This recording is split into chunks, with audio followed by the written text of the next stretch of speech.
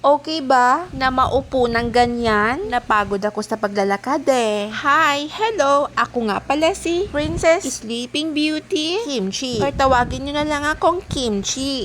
O kaya Chichi na lang. Mahilig akong matulog at mapagod kahit wala namang ginagawa. Matutuwa ako pag masarap ang ulam namin. Ang kaagaw ko sa pagkain, yung maliit na bata dito, si Bulbul ng buhay ko. Hi! Pag binigyan siya ng pagkain, ayan na, gusto ko din, pahingi din. Inaantok na naman ako. Makaidlip nga sandali. O yan o, masarap yan, Skyflex.